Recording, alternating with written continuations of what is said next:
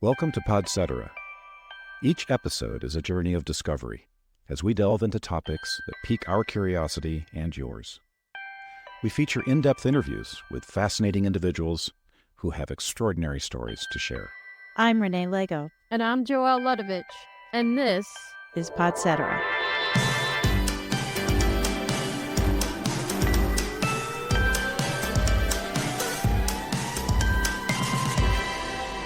Joy Clark, welcome to Podcetera. Thanks for joining us. Thanks for having me. Thanks for being on, Joy. It's a pleasure to have you.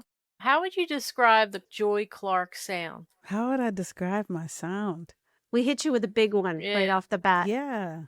So I start with the guitar. The guitar is usually kind of like orchestral. I do a lot of finger picking.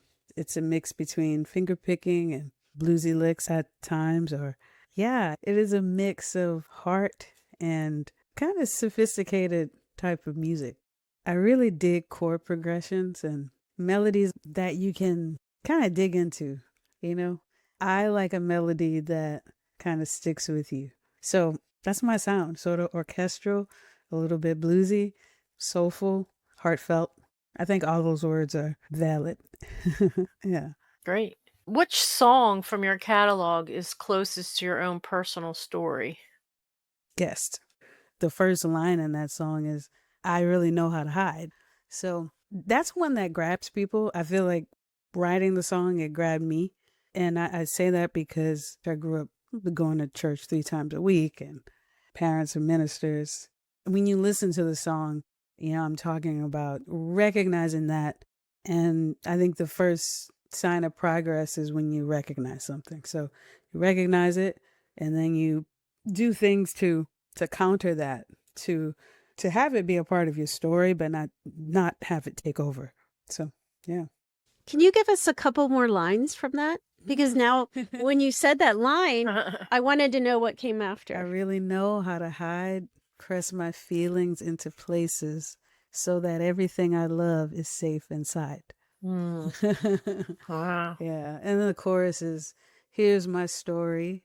Well, it's weird to just say, here's my story, I confess, been living like a guest in my own life, Wow. That been missing. Sorry, I have like water in my throat. But I think that's just what came off the top of my head. There are definitely other songs that are pretty pertinent to my actual story. What songs or artists are on your playlist right now? Ooh, who's on my playlist? Great question. Well, I'm listening to a lot of people right now. I've been listening to like Lucky Day. I've been listening to Lucky Day, and I kind of got turned on to him. I think he's from around where I'm from. Don't quote me, but being a part of the whole Grammy process, you listen to a lot of music. So that's one thing I love about that is you get to just sit and listen to a lot of people. Not that you can't when if it's not Grammy season, but it's fun to find different people. So I say Lucky Day. Who else is on my playlist? Liz Wright is always there. Really, I'm a big listener to Liz Wright. Oh, who else is on my playlist? Oh, Seth. Seth is a singer-songwriter that I just met at Caldera Arts, and I got to hear him perform quite a bit and made some good connections. And that's how I love to find music, is at festivals. People that I come across and make a musical connection with, but just a friendship connection as well. So, yeah. You're on Righteous Babe Records, correct? Yeah, I'm on Righteous Babe Records. Right. So that's Annie DeFranco's label. That is. I followed her back in my day. So can you talk a little bit about how you got, signed with her label? And it's like one of the coolest stories. Thank you. I knew that Annie lived here in New Orleans. She's been living here for a while. And there was a holiday concert series that happens annually. And this was, I guess it was 2022. And it was a big lineup with people like Big Frida, John Goodman, Harry Shearer. It was like a big lineup. And it happened at the Orpheum. And my agent told me about it and said, hey, we're trying to see if we can make that happen. And So since it was so many people, they wanted to pair performers together instead of having just single performances. They wanted to pair me, Dana Kurtz, and Ani together, but we didn't have a song. Or Ani thought that there wasn't a song, but she found out that we had to do a holiday song, and I hadn't met her yet. And so she realized, oh, there has to be a holiday song. Oh, well, damn, I don't have any holiday songs. I don't have any Christmas songs, you know. So she was trying to write a song. Now, this is from her point of view, but she told me she was trying to write a song.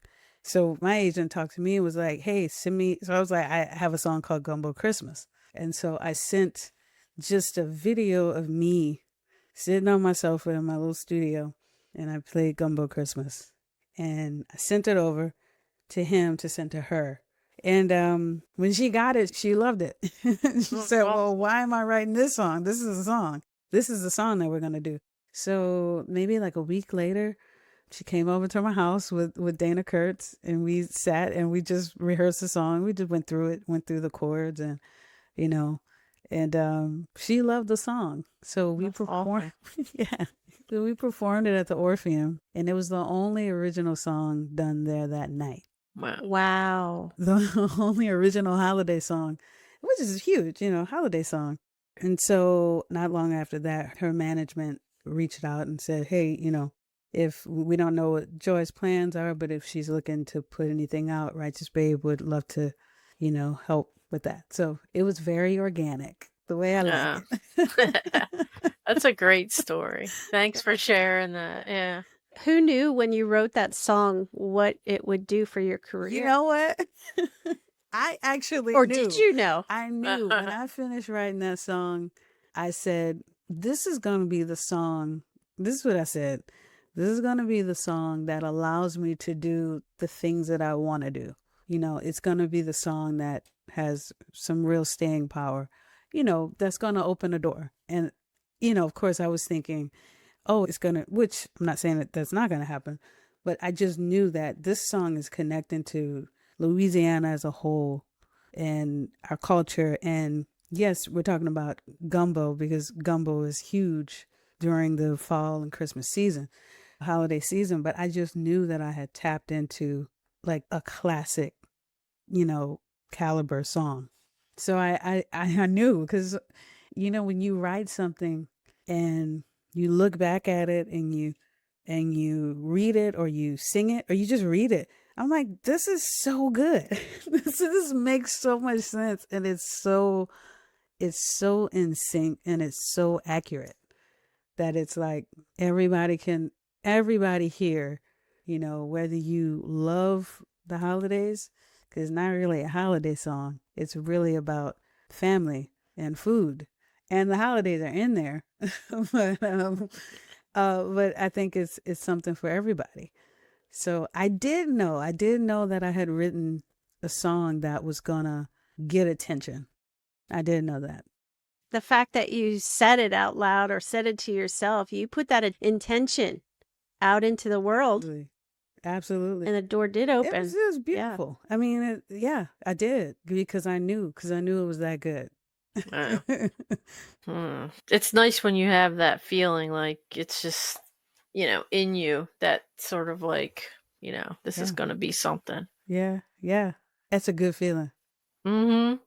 Can you talk a little bit more about your roots and how, you know, your background influenced your music and how you identify today?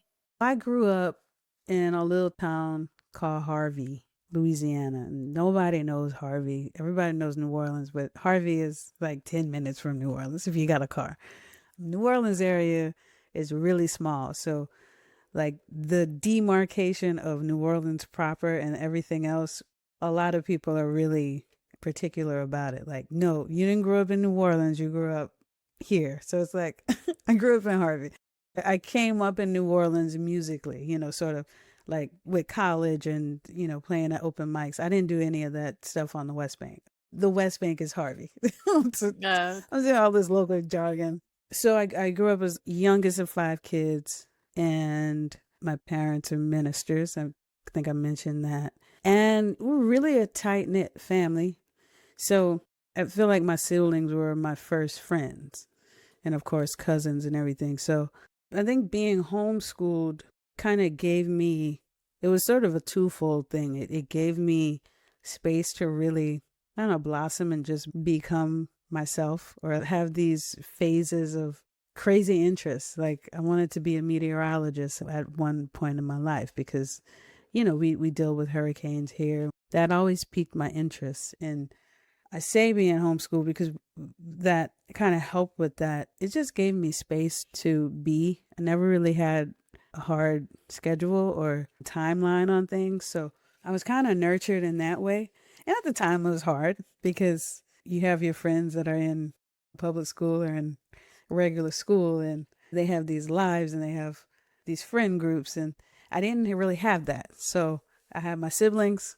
So with that, if you're from a big family, we would come up with all these jokes that only we understood, a bunch of inside jokes. And so we were really tight knit. And when my dad started pastoring and when I started playing guitar, it kind of happened roughly at the same time. I had an outlet to play music and to kind of get introduced to the stage. I remember I got my first guitar. I was about 12 years old, and I would realize I had a good ear because I can sing along to things, or I had a little Casio keyboard and I would pick out the melodies to different songs. And so music always energized me. And so coupling that with church and being encouraged to share that gift in church and kind of hone my skills, I could, just bring your guitar to church, figure out how to play this song. And I would. And my brother started playing drums. So we started, I would play guitar, he would play drums, and then I started singing. I kind of came along with it. That's kind of the first part of my story. I figured out that there was something in music that made me feel a little bit more like myself. I was always pretty shy. I was really shy. I didn't loosen up with people until I felt comfortable.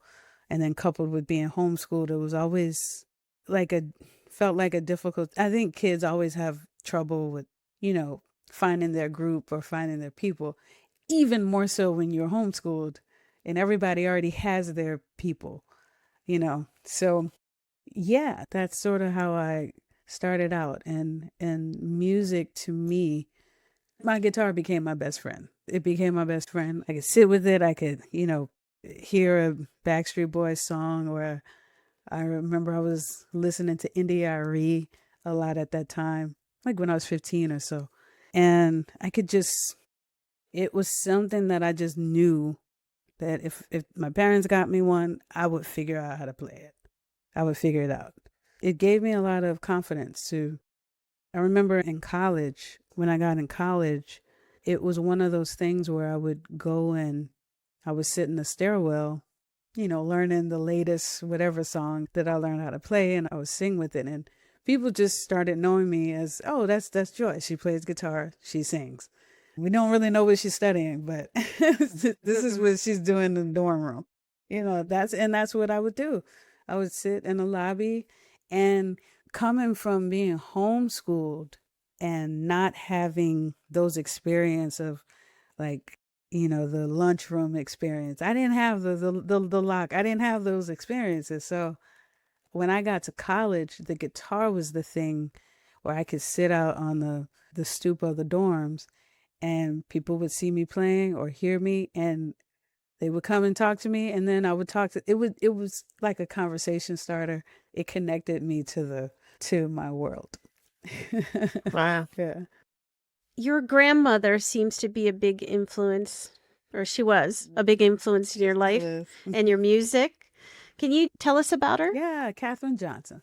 So my grandma, she grew up in Algiers, which is New Orleans. It's just on the other side of the river of the main part of New Orleans that people know.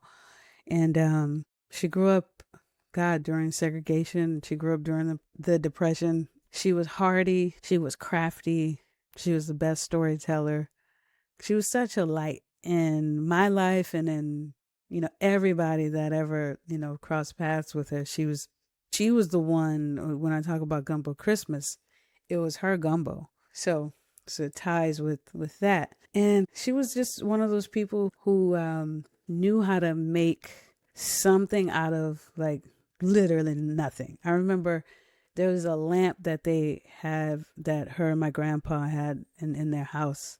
And it was a pretty little lamp. And I remember asking about it, like, oh, I thought she'd bought it from somewhere. And they said, no, we got it. Somebody had thrown it out. It was in the trash. And they salvaged it, painted it, and it still worked, and hung it up. She would make me and my sister's clothes at a certain point in her life. She loved to sew. She would make drapes, and she loved the color pink. She loved pink and red. Had a pink kitchen, pink living room, pink dining room, red bedroom. Do with that what you will. The bedroom was red. Yeah. No. Sorry, I had to. I couldn't. No, she's passionate. Yeah. Her and my grandpa have 5 kids, and so I've got 4. Well, there you I got 3 uncles and and an auntie, and of course my mom. She was incredible. She was incredible, and she was always really patient with me, and she had a big impact just on my life in music. And when she passed, I started to think about, like, there was a period I guess from about 2017 or 2018 to when she passed, there was a period where I would just go to her house and sit at the kitchen table and just talk. I would just talk to her because I had the time. And sometimes I would record her with my phone, or just, can you tell this story? Or can you tell? Because I just knew this is special. She was wonderful, and we miss her so much. She's just sorely missed, but people live on. I always would hear people say, I see this color and I knew she was talking to me, or that was a sign to me. And I never really understood that.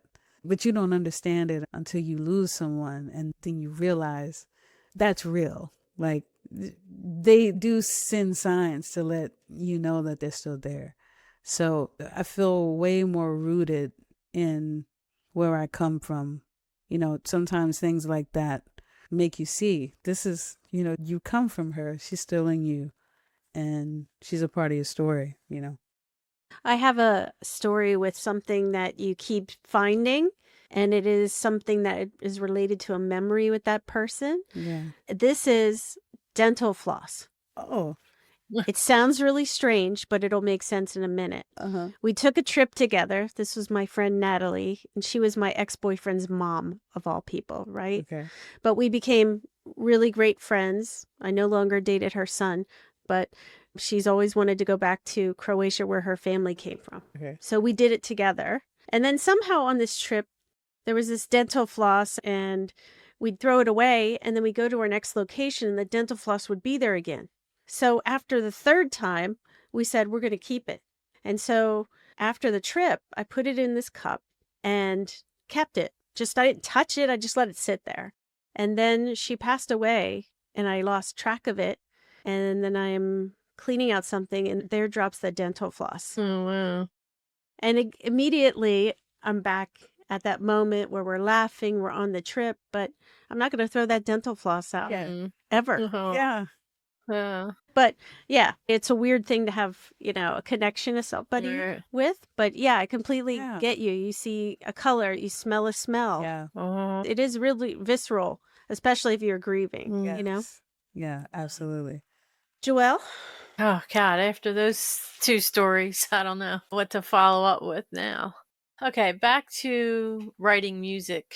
When you write a song, what usually comes to mind first? Like your lyrics, your melodies, emotion? Emotion. Okay. Emotion. And that's like simultaneous with the music. I think they're tied together.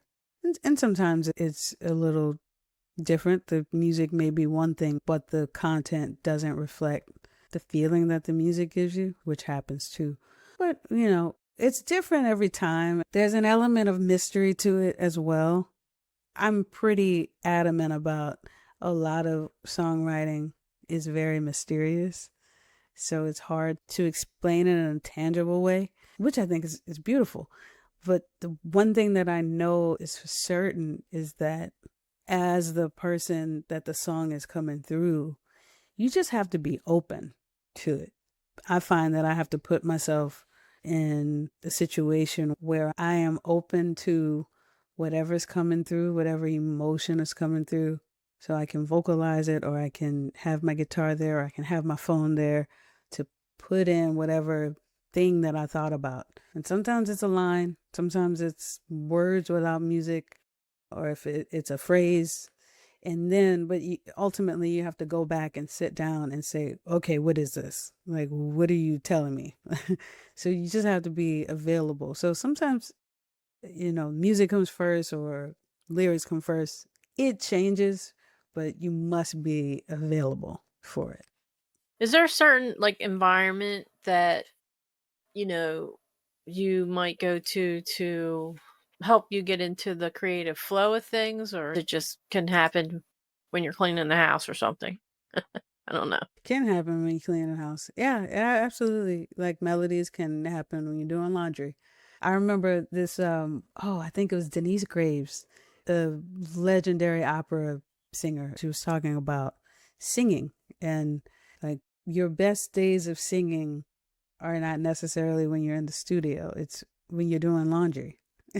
when you when you're like relaxed and you're just kind of playing around with your voice.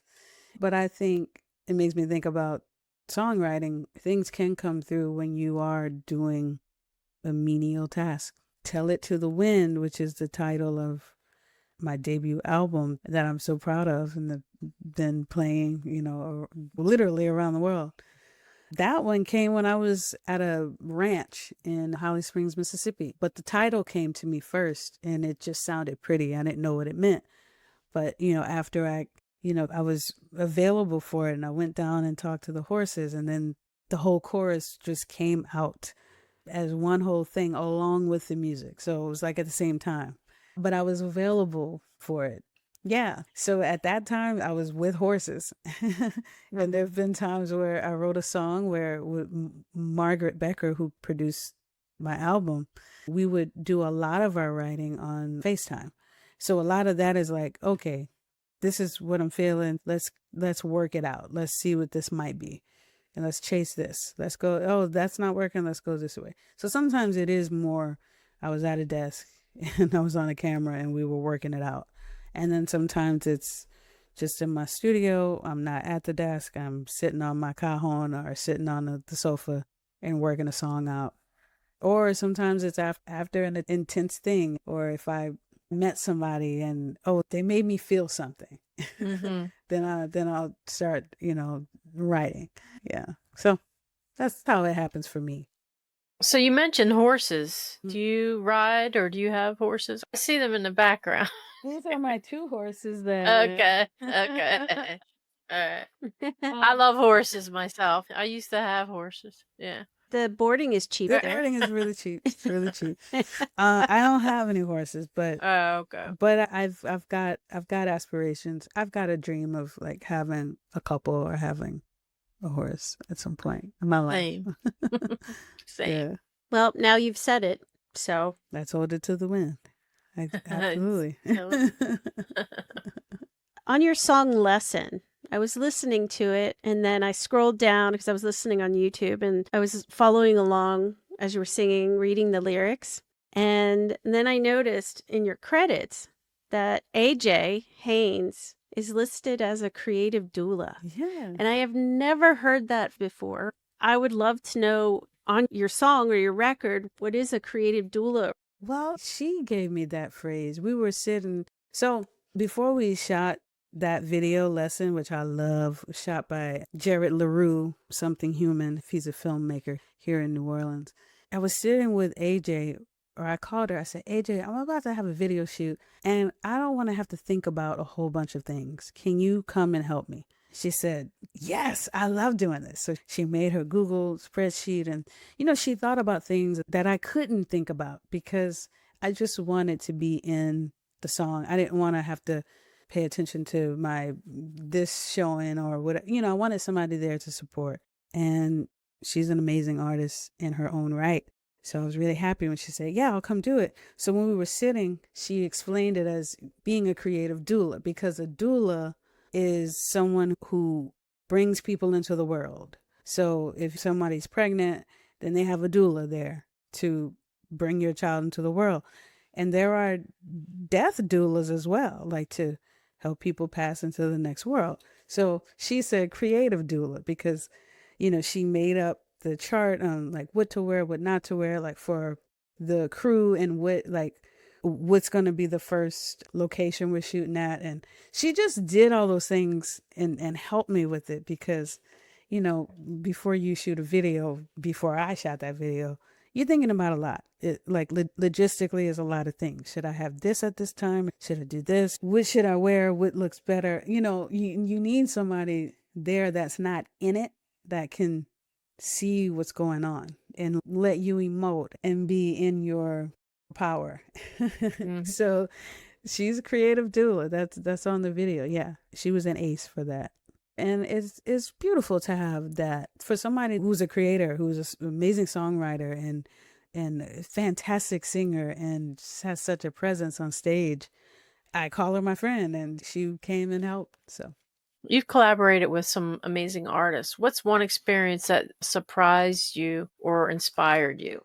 Oh, that's a good question. Surprised me. Definitely Allison Russell. I got to perform with Allison Russell and on a lot of humongous stages, the Ryman, Jimmy Kimmel, and the Grammys. But I'll say with all of those, I would have to say the Grammys.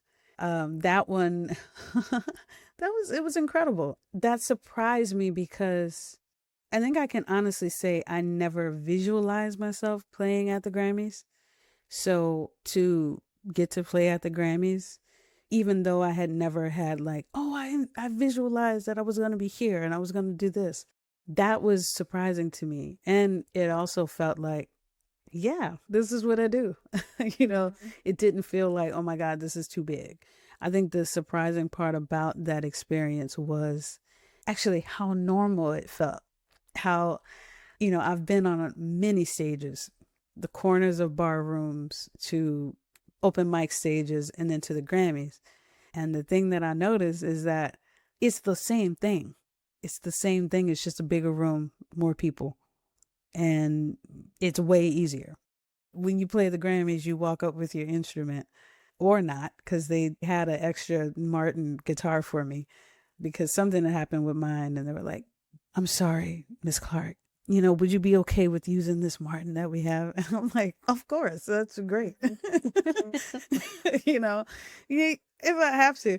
So, that was the surprising part to me, was that it didn't feel, that was one of the most surprising things. It didn't feel like, oh my God, the stage is too big. It was the same. And my rig was the same. My guitar was different. But it was the same. Like, the inspiring part about that is that wherever you're playing, you're doing this. The goal is the same. Is to connect. No matter if it's a tiny room where there's two people or you're playing to the air conditioner.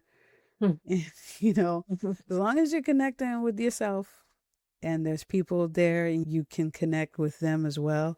That's the reason. I think you just answered our next question. We were going to ask you if, some performers, they thrive in the studio and they do live performances, but maybe they don't like it as much or vice versa. Mm-hmm. Keeping that energy up and giving a heartfelt performance. It sounds like as long as you have connection, it happens in the studio. Has there ever been a time when you've struggled in that way? Yeah, the goal of what you're doing in the studio is very different from what you need to do live. And that's why a live performance can feel a lot different from a studio performance. A studio performance, you want to be able to get a really good recording that makes sense. That's not, things aren't stepping on each other. And there's the technical side of it, of how to actually capture it in a really organic way. Like, you need someone that knows how to capture your sound. It's easier I feel like it's for a good performer, it's easier to do a live performance. Well, let me just speak for me. It's easier to do your thing on a live stage because you don't have to think about how is this translating to this record? How is it translating to the sound that we're trying to get? When it's live, it's like, this is the energy of the room. This is the people. This is the sound that day. This is the weather that day. I don't know. It's a bit different. I think a struggle can come if you're in the studio and it's like, there's no audience and you got to get in that space of a powerful performance when you're not getting any of that back. It's you in the room with the song, which is also powerful because then you can craft it exactly the way you want it. You can't really do that live because live is like, this is what's going to happen. The guitar can go out at whatever point and it's still live. But in the studio, it's like, okay, hold on. Let's get this exact sound right. It's just different. And there are struggles with both. And the more you do either one, the better. Yeah. Well, the bar goes up even higher, though, if you have to repeat it multiple times, right? True. Another take. I was thinking there was, who was it? It was an actor. Was it? I think it was Jamie Foxx. I was watching something. I watch a lot of things. And somebody had to do this line over and over, and they were doing it the same. And I think it was Kerry Washington. Why do I remember these things? I just remember it. And she was doing it over and over the same way. And, he called her out on it and said, do it different. Like, you did that this time, so try this time. So I think the fun thing about the studio is you can do a take and it's like, okay, that take is perfectly fine. Now do a take that's like, don't think about the last way you did it. Do it, play around. Studio, you get to play around a little bit more. And, if you want to experiment with different feels, you can do that. Live, it's like, we're doing this song, we're doing it, and that's it. And that's also playful too. I don't know, brings to mind a story. Like I read about Linda Perry, producing Christina Aguilera's Beautiful, that song. Mm-hmm. And she did it in this one take. Christina Aguilera didn't particularly care for it. And Linda Perry's like, no, that's going to be the take. Because it brought out more of her rawness. And that's what, she wanted to bring forward, I guess. Yeah, sometimes as an artist, we feel something. Like we feel, that really wasn't the way I wanted. We have sort of a vision that we are convinced about, and it could be right if you're really calling a shot, and that would have been the take for Christina if she did another one.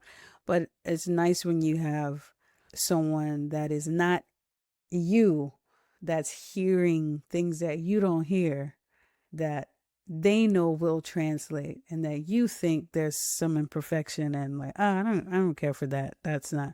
But the person outside of it is like, no, don't change it. That's why I was really happy to have a producer for Tell It to the Wind, Margaret Becker, who I just trusted with that. I trusted that she would pull different things out of me and she would hear what was going to be the thing, and she was there to really center my storytelling. And it feels good to have somebody to really point that out, because sometimes when you're the artist and in it, you see it differently. In creating your album, Tell It to the Wind, what were some of the challenges with that? And did you have a lot of songs already created? Really, only the title track was there from the beginning. The title track and a couple other songs. Well, actually, just one other song. And the challenge for that album, I think, song-wise, a lot of it was written when I was on tour with Allison. So when I would be in Nashville, Margaret lives in Nashville. So whenever I got a chance to go to Nashville and work with Allison, whether it was Americana Fest or another show, I would line it up and see if Margaret was in town and see if we could tap on another song or, work something out or do like pre-production type things. Maybe the most challenging thing was that it was recorded, some of it was recorded in New Orleans, some of it was recorded in Nashville. But I don't know if that was such a challenge. I think that was, people do it all the time. That was fun. I actually like to be able to bring in like the different parts of my life. I really wanted to have musicians that I had some type of connection with to play on it. I wanted it to have a personal aspect to it as much as music. I wanted those things to come together in a beautiful way. So, I mean, starting with Margaret. Margaret is an artist that had a big influence on me when I was growing up in church and listening to a lot of music, a lot of Christian contemporary music when I was growing up, like in the late 80s and through the 90s. And she was an artist that I latched onto. And so when I got to meet her and started writing with her and it clicked, I was like, well, she's also a producer. So would you want to produce this? So that's another personal and kind of like a dream collaborator. Somebody that I'd been listening to for ages. And then she gets to know my music. And then some of the musicians that I use here at home, Gentleman Sharp, just a bunch of other people that I've crossed paths with playing gigs here and being in college and having music theory classes, just bringing people that have been a part of my journey that really meant a great deal to me. What advice would you give those singer-songwriters who are just starting out, but not about music, about the business side, making an album, getting an agent, a manager, setting up a website? What thing do you wish someone would have told you when you were, it's not always the sexiest side, right? You have to do all these things to support the music. Honestly, I would say when you said website, like, I'm not even going to touch on manager thing and agent. Like, to me, that comes later after you've been doing it, after you've been, working it and making things happen. To me, that's when that comes. But I would just say be as creative as you can and go for setting up your website, whatever kind of site it is. Do it yourself. Do those things. If you like drawing, don't stop drawing. Or if you like creating, coding and doing those things, keep doing those things and keep creating music, and then use those things to bolster what you're doing creatively. Like, don't treat those things like they're separate. Put them together, because you'll have an easier time when you know how to set up your website, when you know how to do those things, because it doesn't need to be glamorous. Because I did it. I mean, I didn't set up my website this time, but the first time I did. I set up my own site. I did those little things, and those things that seem really little, just learn how to do it. Make your own flyers, get in there, get your hands dirty, because when you do learn how to do it, when you know how to do it, it's easier to translate to people when you want somebody else to do it, when you want to hire somebody to do it. Then you can have an idea of what you like. Those things come in handy. It's nice when you can whip up something yourself and know what you like, know what kind of colors you like. Outside of making music, to me, that's the easy part. Experiment with stuff, and it's not make or break. Then when it comes time to, I need help because I have these opportunities coming in. I need somebody to help me manage these things. Then you'll know what type of person you want to work with. You have more of an idea, and it's not as hard to find because you just know yourself a little more. Just work, create, and have it be messy. Do your stuff, create. It's charming. If you could design your dream collaboration or project, what would it look like? I want to pair touring with food. I want to do a music tour, but it's food too. Mm-hmm. A food and song pairing evening. Something like that. And here's your appetizer, and now I'm going to sing the appetizer song. Like that. I love pairing. Renee. Really, I actually would always producing Renee. She's she'll put it all together for you. Yeah, all right, I'm ready when you are. Something like that. I mean, clearly I love music, and clearly I love food. I mean, from New Orleans, and And I like when people can get together and have a good meal. It's like having a good meal and then having a good meal of music. I would want to do like a donut tour.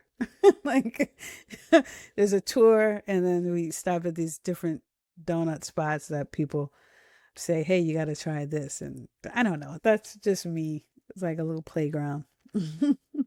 I'm still producing in my head. I'm thinking no silverware. It has to be bamboo because you don't want clinking during the music. Okay. That's a good point. That's a good point. Seems like you like donuts, though, right? They're my Yeah, favorite. so when I'm on tour, there are things that I always want to go and try. So there's always who has the best glaze, or I try to find like chai. I don't do so much of the coffee shops chais, but if I go to an Indian restaurant, I want some masala chai. I gotta try that. That's like my playful one. I would love to collaborate with. Ooh, who would I love to collaborate? Oh, with. There's a guitarist out of New Zealand, and he's got a guitar project called Black Strat Blues. His music is very inspiring. I find myself listening to it a lot. His last name is Mendoza. I can't think of his first name, but that's somebody I would love to do some type of collaboration with in the future. Yeah. Is there a musical direction or a sound that you want to explore in the future that you haven't in your previous songs? When I think about it, I think I'll know. I can't say, oh, I want to do this style. It's not really how I find myself creating, like thinking about a genre when I create something or thinking, I want this to sound like this. Sometimes I feel that way, but when you listen to my album, it is what Americana is. It's kind of the spectrum. I don't really think in those terms. I think in the terms of textures, like my next recording might have way more guitar textures, or like things that are pulled back a bit. It might not be the same colors as this album. So I kind of think of in terms of colors and not necessarily genre. Like I'm trying to do more of this thing. Like I'm trying to bring out this instrument a little bit more or approach a song in a certain way. Makes sense. What's a song you wish you had written?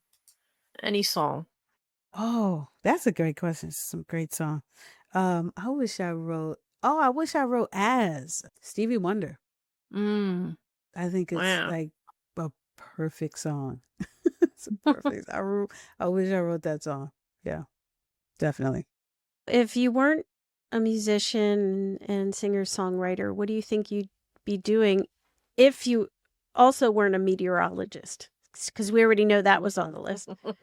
I'd probably be a veterinarian. Cool. Those were the things that I wanted to do. Or like a linguist. I wanted to be a Spanish language translator. Yeah. Wow. When I went to college, that's what I wanted to do. For those listening, tell us where they can learn more about your music and where they can see your next show. Well, if you're listening, you can follow me at Joy Clark Music.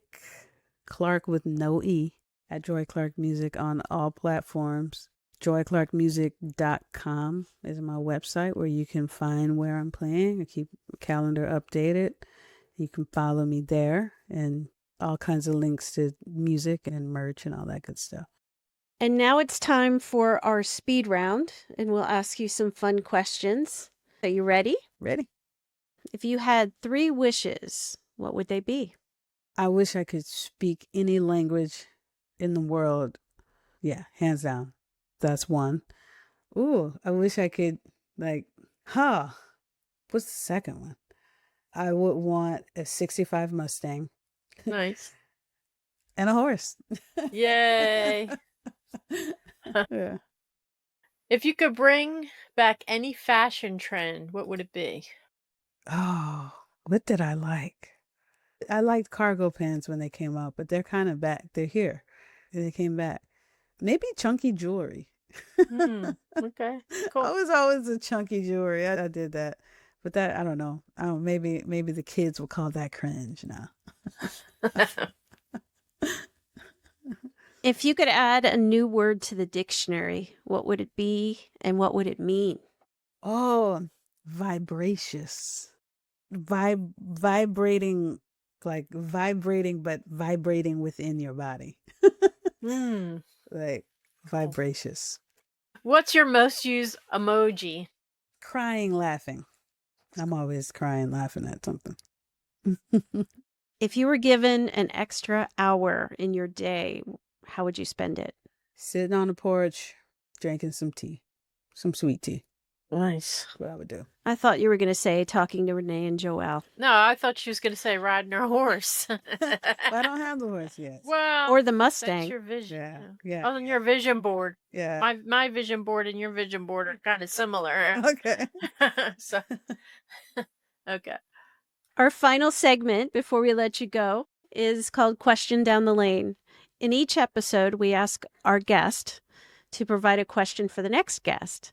So our last guest has a question for you. Okay. If you could have dinner with anyone in the world, dead or alive, who would it be? Harriet Tubman. Harriet Tubman. I want to know. I want to know how she did it. For sure, that would be a great, Yeah. great dinner. Joy, thank you so much for joining us. It was a really great conversation, great getting to know you. Well, thank you for having me. Thank you, Joy. It was a pleasure. Thanks for having me.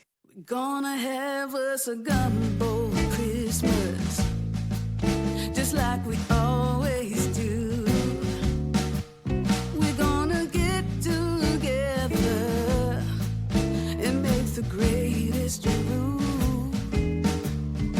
Made with love and family, a little bit of understanding. We can make this gumbo Christmas memory. Bell peppers, onion, celery, that makes the Holy Trinity. Sausage, bay leaf, shrimp, and crab, they make the best gumbo I ever had. So let's have us a gumbo Christmas, just like we always do. We're gonna get together and make the greatest brew. Made with love and family, a little bit of understanding. We can make this gumbo Christmas memory. Grandma, Papa, and Titi too. Your cousins and your nieces and your nephews. You got your uncle, Pa, and your mom and dad. They're the best gumbo I ever had. So let's have us a gumbo Christmas, just like we always do. We're gonna get together and make the greatest brew. Made with love and family, a little bit of understanding. We can make this gumbo Christmas memory. See, I know this time of year can be so hard when a loved one passes on and leaves a scar. And sometimes things fall apart. They'll always stay in our heart. So let's have us a gumbo Christmas, just like we always do. We're gonna get together and make the greatest brew. Made with love and family, and a little bit of understanding. We can make this gumbo Christmas memory.